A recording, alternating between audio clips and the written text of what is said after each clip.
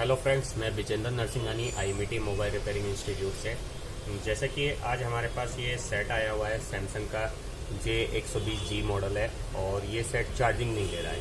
ये set charging नहीं ले रहा है। अगर मैं इसे चेक कर रहा हूँ, जैसे मैं इसमें चार्जर लगा के आपको दिखाता हूँ अभी, तो आप देखोगे चार्जर लगाने के बाद इसने यहाँ पे चार्जिंग शो नहीं करी। इसने यहाँ पे चार्जिंग शो नहीं करी। ठीक है, आप देख रहे हो चार्जर लगाने के बाद भी ये चार्जिंग शो नहीं कर रहा। ठीक है, तो इसमें चार्जिंग की समस्या है। तो अब हम इसे कैसे ठीक करेंगे, आज हम आपको इसके बारे में बता रहे हैं। जैसे कि मैं इसमें बता रहा था कि सेट चार्ज नहीं हो रहा हमारा। ठीक है, ये हमारा मोबाइल चार्ज नहीं हो रहा। सैमसंग का J120 मॉडल है ये हमारा J120G। ठीक है, J14G मॉडल है और इसमें चार्जिंग नहीं हो रही। तो हम इसका चार्जिंग के कनेक्शन चेक करेंगे।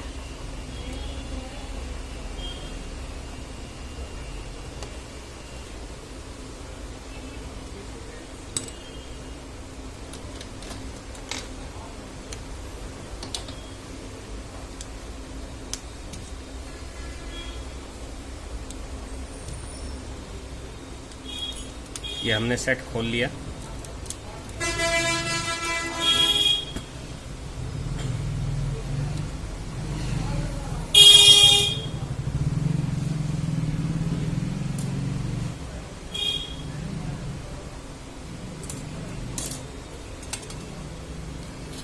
और इसमें अब हम चार्जर लगा रहे हैं और मीटर को DC 20 पे करके अब हम चेक करेंगे कि वोल्टेज आ रहे हैं या नहीं आ रहे हैं। अब जैसे हमने ये चार्जिंग कनेक्टर के प्लस पे यहाँ रखा तो आपने देखा यहाँ पे 4.76 वोल्ट आ रहे हैं। ठीक है, और लेकिन हमारा बैटरी के प्लस पे यहाँ 3 वोल्ट समथिंग आने चाहिए थे, जो कि नहीं आ रहे, जिस वजह से हमारा सेट चार्ज नहीं हो पा रहा। ठीक है, तो अब हम इसे चेक करेंगे ये वोल्टेज कहाँ से ड्रॉप हो रहे हैं। पहले इसका मैं डायग्राम समझाता हूँ। जैसे ये आपका चार्जिंग कनेक्टर है, इसमें ये एक पॉइंट इसका ग्राउंड हो गया। ये हमारा यहाँ से चार्जिंग की प्लस की लाइन चली, जो इधर इन कैपेसिटर से होके इस कॉइल में आई और इस कॉइल से आपका IC के अंदर गई। ये चार्जिंग IC है, इससे करंट आउट होके इस कैपेसिटर पे आया और कैपेसिटर से निकल के बैटरी के प्लस पे चला गया। तो ये इसका ब्लॉक डायग्राम है। ठीक है, जो मैंने आपको अभी समझाया कैसे इसमें चेक करा हमने। ठीक है, तो हम चेक करेंगे। इसे बीप और कंटिन्यूटी पे हमने रखा और अब हम चेक करेंगे यहाँ से इन कैपेसिटर्स पे, जो मैंने बताया था ये कैपेसिटर्स पे, जो मैंने बताया था इस कैपेसिटर्स पे जा रहा है। अब हम चेक करेंगे ये इस कैपेसिटर्स पे जा रहा है या नहीं जा रहा। तो ये हमने यहाँ रखा और ये देखो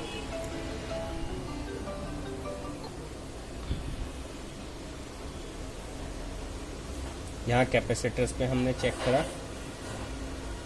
ये बीप कर रहा है। कैपेसिटर्स के ये दोनों पॉइंट सिरे ग्राउंड हो गए हमारे। ठीक है, और कैपेसिटर से निकल के आपका इस कॉइल में आए, फिर IC में गए और IC से करंट निकल के इस कैपेसिटर्स पे आया। कैपेसिटर्स का पॉइंट ग्राउंड है और कैपेसिटर से बैठ के प्लस पे। मतलब हमारी लाइन तो बिल्कुल परफेक्ट ओके है, लाइन हमारी बिल्कुल परफेक्ट ओके है ये।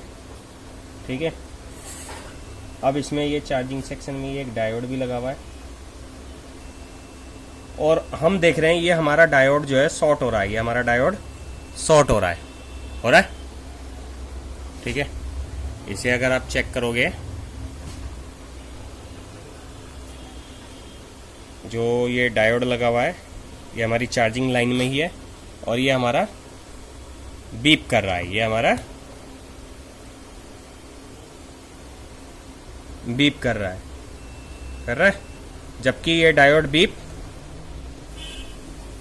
नहीं करना चाहिए था। ये डायोड बीप नहीं करना चाहिए था। अगर हम यहाँ बैटरी के प्लस पे वोल्टेज देखते हैं बैटरी के प्लस पे हम यहाँ देखते हैं वैल्यूज़। ये देखो इस तरीके से रखा, 700 समथिंग आ रही है, और पलट के लगा रहे हैं तो आपका 300 समथिंग आ रही है। एक साइड वैल्यू आ रही है और दूसरी साइड भी आ रही है, दोनों तरफ वैल्यू नहीं आनी चाहिए थी।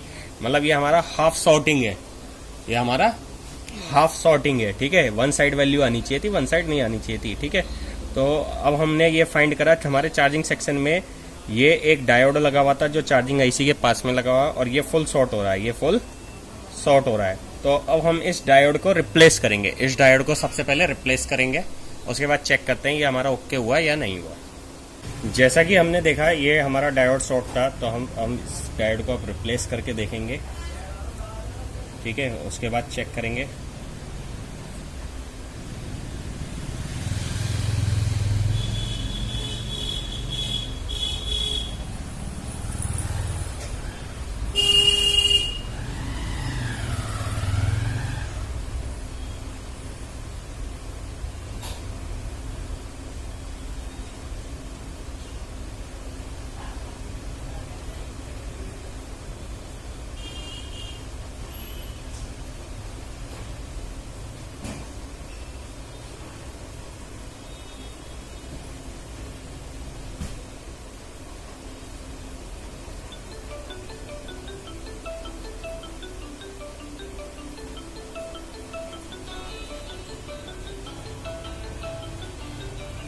ये हमने इसमें एक दूसरा डायोड लगा दिया।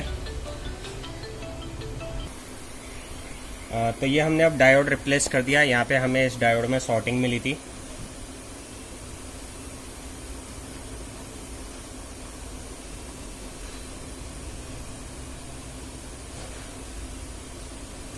अब भी है। अब हम इसे निकाल के चेक करते हैं, यहाँ पे शॉर्टिंग तो नहीं आ रही।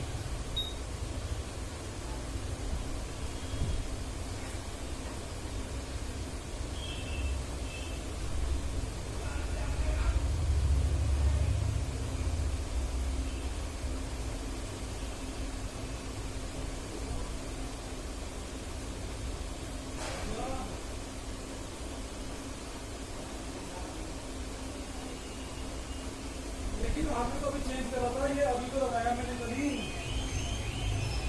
अब हमने इसे निकाल लिया और अब चेक करते हैं शॉर्टिंग है क्या दोनों तरफ।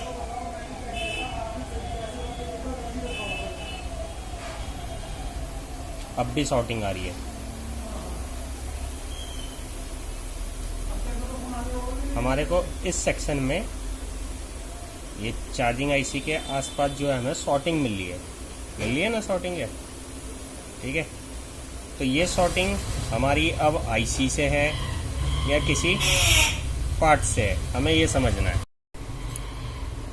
जैसा कि हमने चेक करा कि अभी यहाँ वोल्टेज नहीं आ रहे, ठीक है। और हमने यहाँ चेक करा कि ये हमारा ग्राउंड हो रहा है, ये भी ग्राउंड हो रहा है, ये भी ग्राउंड, ये भी ग्राउंड। ये हमारे पार्ट्स जो हैं दोनों तरफ से नेगेटिव हो रहे हैं, ग्राउंड हो रहे हैं, शॉर्ट हो रहे हैं, ठीक है।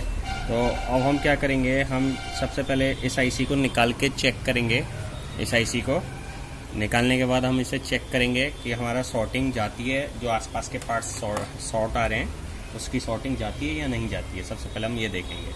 तो इसे निकालने के लिए क्या करेंगे, इसमें हम सबसे पहले पेस्ट लगा लेंगे आईसीज पे, ठीक है। और आसपास जो आपका सीपीयूज वगैरह हैं, आसपास जो भी ये सीपीयूज वगैरह हैं, इसे हम किसी भी चीज़ से ढक लेंगे, हीटसिंग टेप वगैरह या आपका शील्ड वगैरह से ढक लेंगे। ये हमने इसलिए ढक दिया ताकि अंदर आईसीस वगैरह में कोई भी डैमेज ना हो।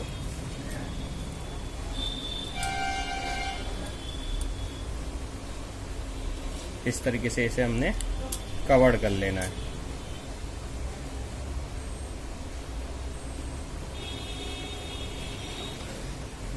अब हम इस आईसीस को निकाल लें।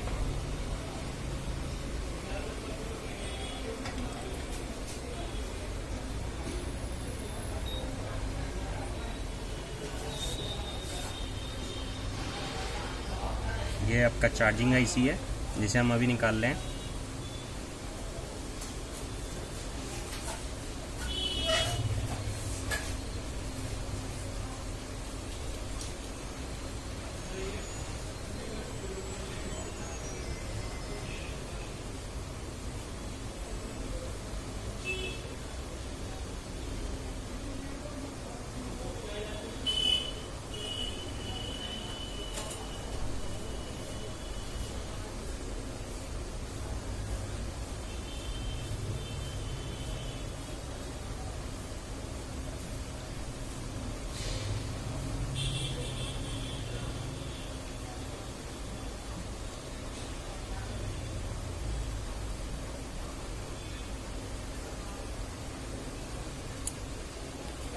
आईसी जब हमने निकाल ली, ये देखो ये आईसी हमने निकाल ली है।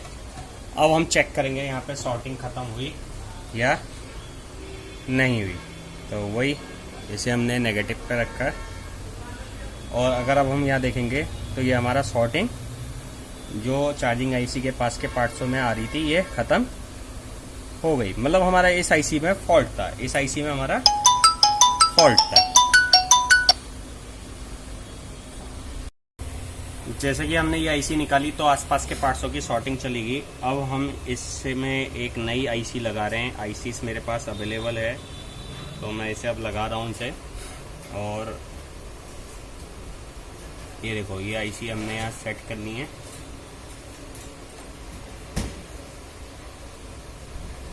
बिल्कुल सेंटर में, ठीक। और अब ये चल लेंगे, ठीक है।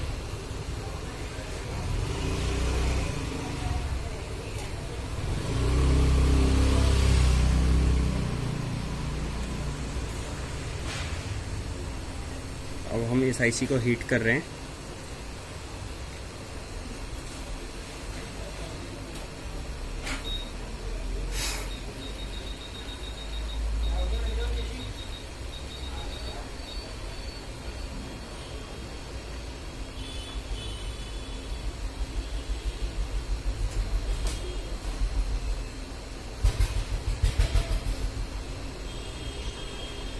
और अब आप देखोगे ये आईसी हमारा इसमें सेट हो गई, ये सोल्डिंग हो गई, ठीक है, मेल्ट हो गई सारी सोल्डिंग।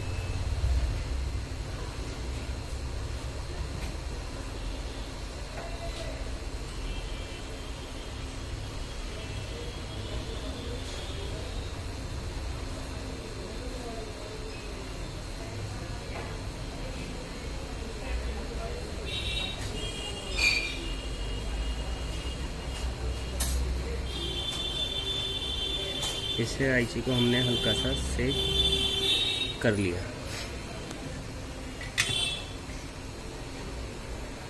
अगर मैं आपको जूम करके दिखाता हूँ यहाँ माइक्रोस्कोप पे, तो ये देखो ये आपका आईसी सेट हो गई, ठीक है। अब हम फिर से चेक करते हैं कि ये नई आईसी डलने के बाद आसपास के पार्ट्सों में सॉर्टिंग तो नहीं है।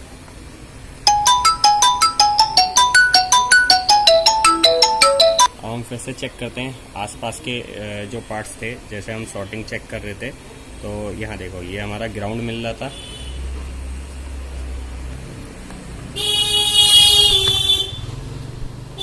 अगर आप चेक करोगे तो ये पॉइंट मेरे को ग्राउंड मिल रहे थे। ये अब हमारे ग्राउंड वन साइड हो गए। ये कॉइल हमें ग्राउंड मिल रही थी जो कि अब ग्राउंड नहीं है। ये कैपेसिटर हमें दोनों तरफ से ग्राउंड मिल रहा था जो कि दोनों तरफ से ग्राउंड नहीं है। मतलब हमारा आईसी लगने के बाद जो इस चार्जिंग सेक्शन में आपका सॉर्टिंग आ रही थी यहाँ इन पार्ट्सों में, ठीक है। और ये हमारा जो डायोड था इस पे सॉर्टिंग आ रही थी, इस पे सॉर्टिंग नहीं आ रही। मतलब ये हमारा सेक्शन ओके हो गया ये आईसी डलने के बाद। तो हमारे इस चार्जिंग आईसी में प्रॉब्लम थी, इस चार्जिंग आईसी में प्रॉब्लम थी। अब ये हमने डाल दी। अब हम इस चेक करेंगे कि हमारा सेट चार्ज हो रहा है या नहीं हो रहा है। जैसे कि पहले हम यहाँ बैटरी पे देख रहे थे तो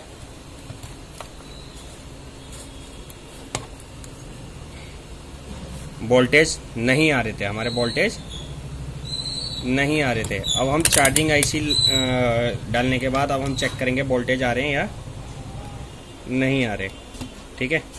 यहाँ पे वोल्टेज हमारे थे, पहले आ रहे थे 1.6, अब आ गए 2.62 2.62 वोल्टेज आ गए। ये देखो आ गए, पहले 1.2 1.6 ऐसे आ रहे थे, इसलिए हमारा सेट चार्ज नहीं हो रहा था। अगर हम इसे चेक करेंगे तो पहले हमारा सेट बिल्कुल भी चार्जिंग नहीं दिखा रहा था।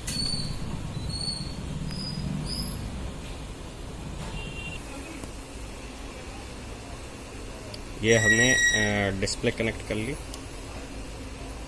और इसके बाद अब हम इसमें चार्जिंग लगा के देखते हैं चार्जिंग हो रही है क्या नहीं हो रही।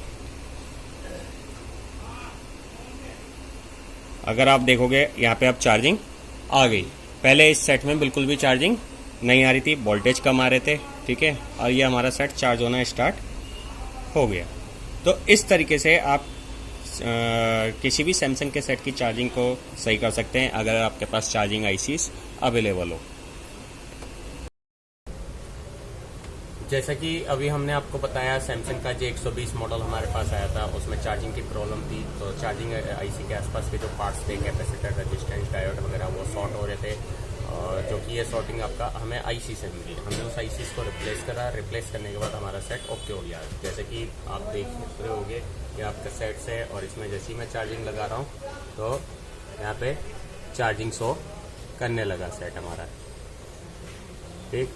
ये आपका चार्जिंग शो करने लगा यहाँ पे सेट हमारा, ठीक। तो इस तरीके से हमारा ये सेट की चार्जिंग की प्रॉब्लम सॉल्व हो गई।